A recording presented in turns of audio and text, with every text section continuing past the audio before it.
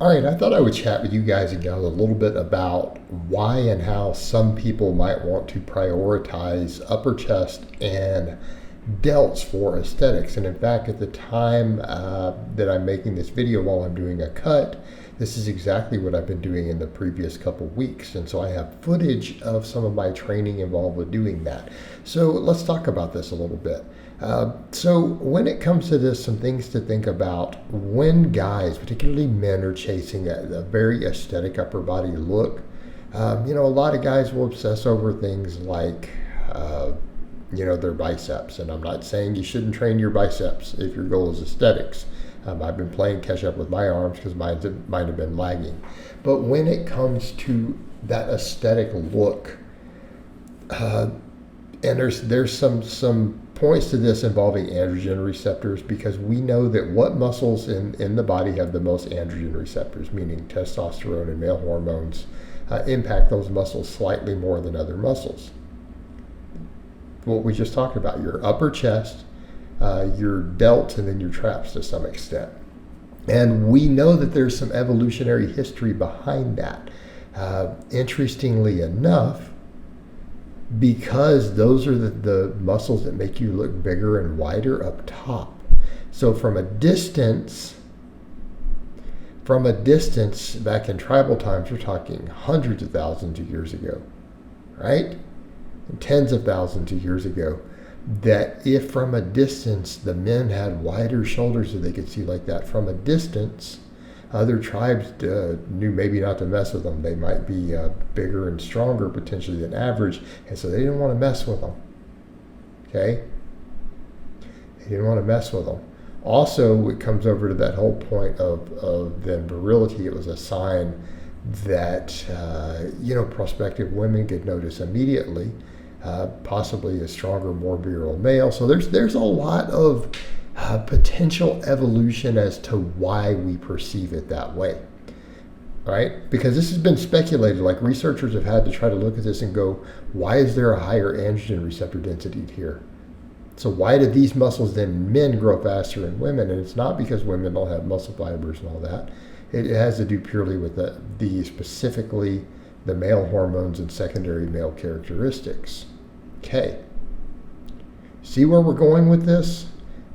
So therefore, from a training perspective, when we look at the men who then have the best physiques, it looks more impressive in general, not even talking about the bodybuilding level, we're talking about just in general, those muscles do tend to, in our eyes, stand out a little bit. And it's very largely probably due to some evolutionary biology. It's almost guaranteed to be a factor in there, specifically since we know that. But it's been noted that the most aesthetic physiques, usually it's that wide shoulders, right? Broad shoulders, well-developed upper chest, and then, of course, being lean. So what does that mean? Shoulder to waist ratio. So as you get leaner, another thing I'm personally working on, what's going to happen? We can get that shoulder to waist ratio. Falls into that classic aesthetics. Okay. It's then because we see that more pleasing to the eye. Both men and women both. It's just nothing to do even with an attraction level, simply pleasing to the eye. Okay? Artistically speaking. But it probably comes down to that evolutionary biology. So let's look at some of the training you see me doing to emphasize that area. And I'm not saying I don't train other stuff. I obviously do flat bench. I have a powerlifting background. But through this video, you're noticing I'm emphasizing the upper chest more. So the week that this is recorded, I did the incline benching before my flat. Why? Build that whole upper chest, helps with the front delts and everything. All right, what else did you see me do? Did seated presses, so overhead pressing. So I've got overhead pressing in there.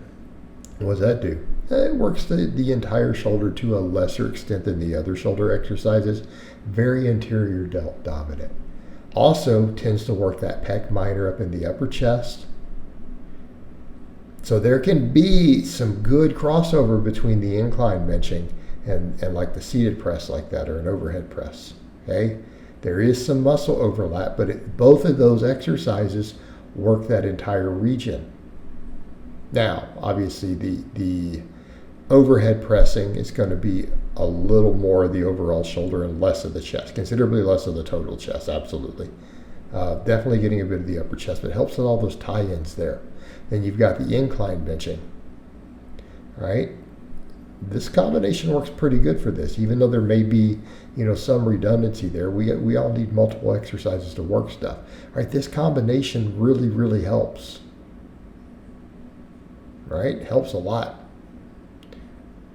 Then what else do you see me doing? Full shoulder exercises, delt exercises. But again, we're over to really making sure we work that side head. So you see me doing upright rows and you see me doing lateral raises. Okay? Well, those work the entire shoulder structure. Both of those exercises work all three heads of the delt. They work the upper traps. But the same thing, we're making sure it's that front view. That's what we're trying to build. Wider delts. And it does help with the interior delts. Wider shoulders is what we're shooting for. But that front delt absolutely impacts aesthetics. People forget that. That from that front view, if you can build that front delt up also to go with the upper chest, it can do a lot as you get leaner. So again, another reason I'm focusing on it more and more as I'm personally cutting down. Building those areas. So both of those exercises work that very, very thoroughly. They work all of that area, but they work the whole shoulder. So again, emphasizing shoulders. I obviously do some rear delt work and stuff, but I'm not displaying it here because you don't notice the rear delt work from the front as much as more from behind.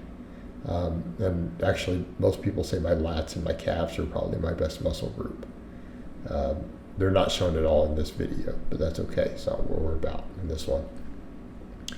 So it works. So then I also threw in here into this same footage me doing those incline extensions. And it's mainly just because also if we're going to talk shoulders, I feel like there is definitely some tie-in between the long head of the tricep, that upper tricep, okay, and that same thing with that shoulder. Like if you're trying to get more separation even from you're looking from the front view there, you can really build up that long head. It can help emphasize that a little more, because that's about really the only head of the tricep that's going to really help that shoulder separation. So again, it's worth putting a little effort into there if you're trying to do that. Okay, and I'm hoping down the road as I get leaner, me putting this focus in is really going to pay off in terms of those dividends, and I think we'll absolutely see that. All right, guys, but that's really all I have to say on that today. I hope it's been informative, and I'll talk to you guys next time.